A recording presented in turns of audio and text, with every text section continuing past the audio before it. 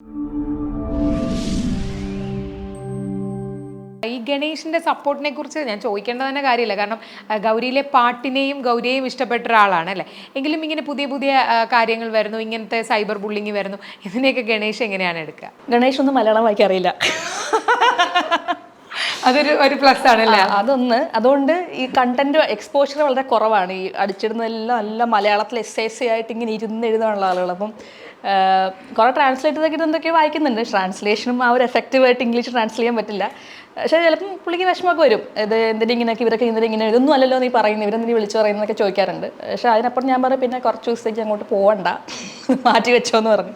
അപ്പം കുഴപ്പമില്ല.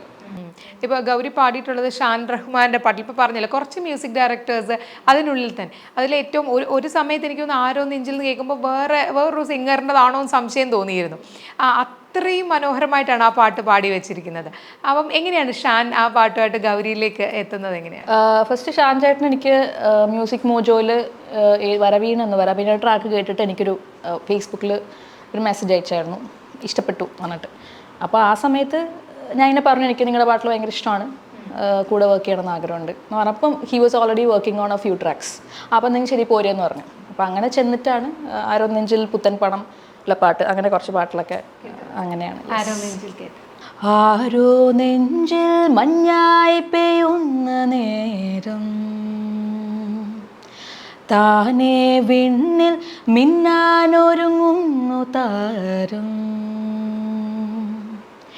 ഒരു തൂവൽ തെന്നലുമെല്ലേ മനമാകെ വന്നൊഴിയുമ്പോൾ അറിയാതെ കണ്ണുകളെന്തേ തേടി പെൺമണിയാളെ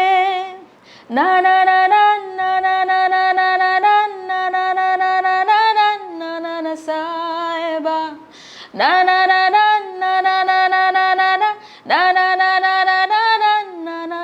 സായബ.